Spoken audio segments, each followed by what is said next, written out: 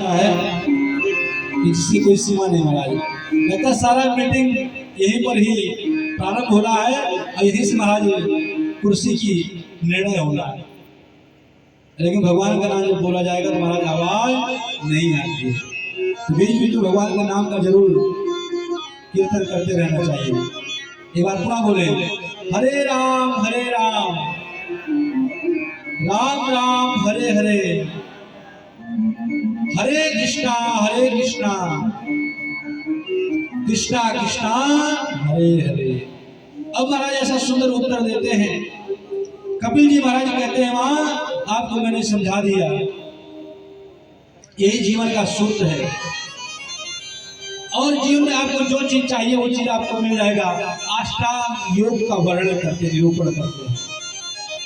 बोले पंच यम, 5 सामाजिक चीज होते हैं, नियम, आसन, प्राणायाम, प्रत्याहार, धारणा, ध्यान, समाधि। भगवान को जाने का ये रास्ता है, सीढ़ी है। और कौन सा है? नियम। एक नियम होना चाहिए। जैसे हमारे बाबूजी डेली धूप बत्ती लेकर आते हैं, नियम कंफर्म है।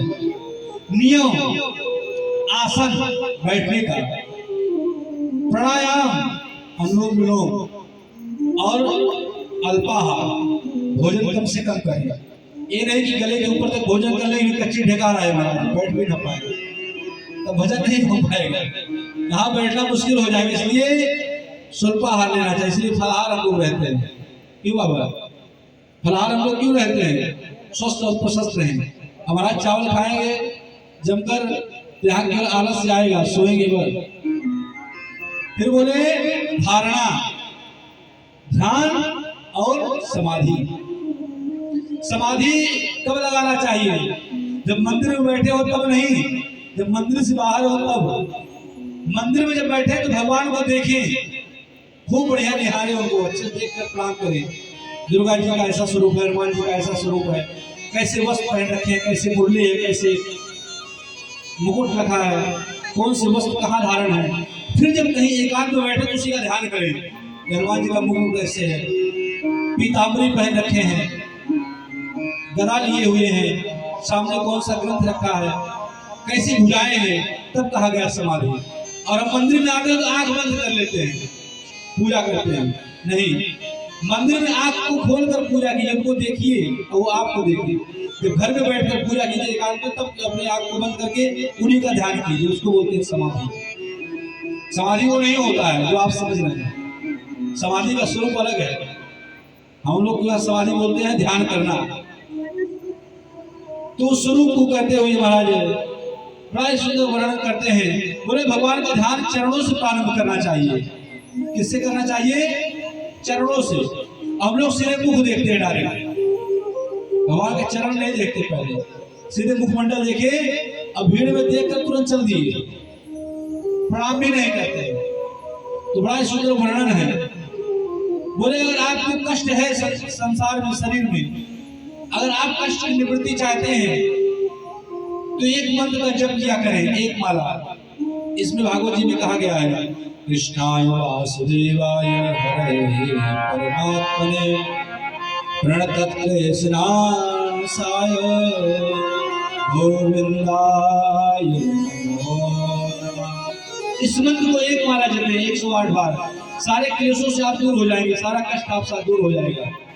और आप लक्ष्मी की प्राप्ति चाहते हैं कि हमारे घर में लक्ष्मी खूब आए, लक्ष्मी जी की कभी कमी ना हो, तो लक्ष्मी जी की उपासना की मंत्र है, ततारभ्यनंदस्य प्रजां सर्व समृद्धमान हरे निर्वासिता गुणे रमा कीर्तन प्रजा।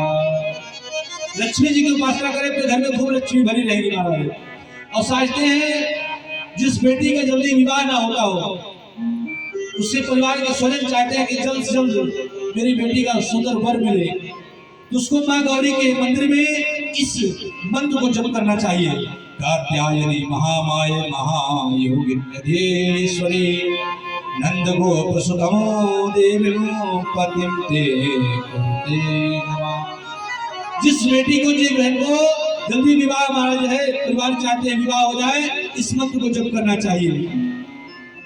जो चाहते हैं हमारे घर में सुंदर पुत्र का जन्म हो जाए, हमारे घर में एक पुत्र होना चाहिए।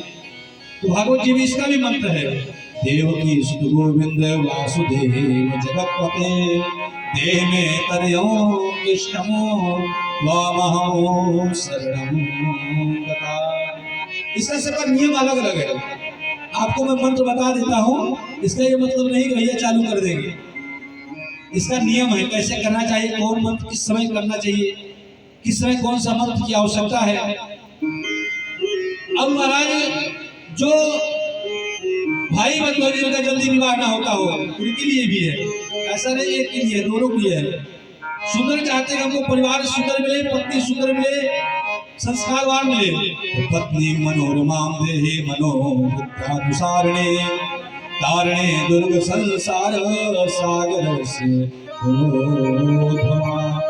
इस मंत्र का जप करें। और जो सर्वत्र विजय चाहते हैं, विजया भी मुखो राजा सुक्ति भाई विकारिकान भले तस्मे हिरंता के राजा नाम भवेयता। इस मंत्रों का भागवत जी में वर्णन है। अब कौन सा मंत्र किस हिसाब से करना है, इसका सारांश आप अलग अलग सुनेंगे तब समझ में आएगा। तो भागवत जी में सब चीज का वर्णन है, हमको क्या चाहिए आपको सब मिलेगा। एक कल्प वृक्ष है, इसके नीचे आप जो मांगेंगे आपकी सारी मनोकामना परिपूर्ण होगी, कोई ऐसा नहीं जो काम ना हो। एक कल्प वृक्ष है। बोले फिर महाराज, बोले उनके शोक सागर हमेशा हमेशा के सूख जाते महाराज, जो भगवान की उपासना करते हैं।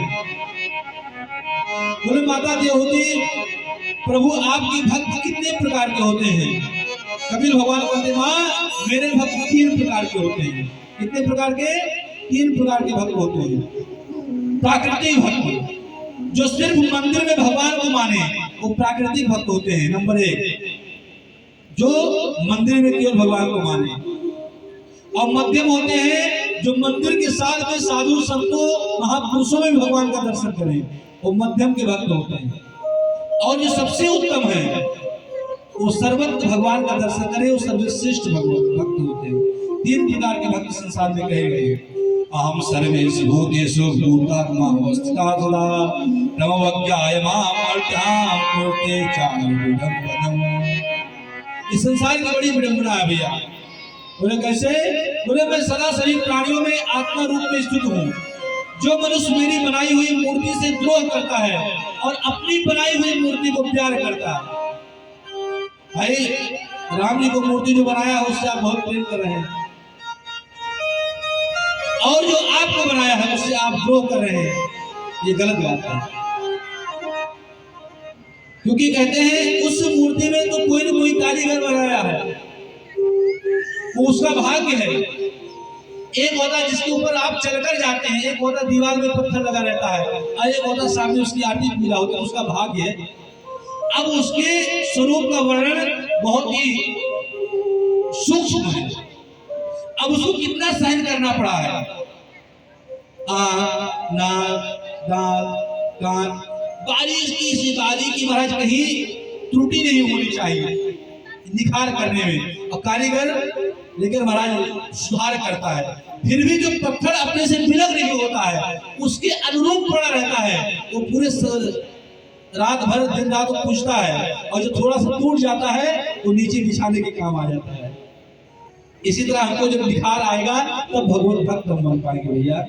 वो सारा प्रयत्न करता है कि मैं क्या करूं मैं सुखी हो जाऊं। आप जितना कार्य करते हैं किस लिए करते हैं कि मैं ये काम कर लूं मैं सुखी हो जाऊं, मैं ये काम कर लूं मैं सुखी हो जाऊं, फिर भी आप दुखी ही रहते हैं। क्यों? क्योंकि संसार ये दुखालय है, भयंकर यम यातना महाराज उपस्थित होता है। बोले कैसे?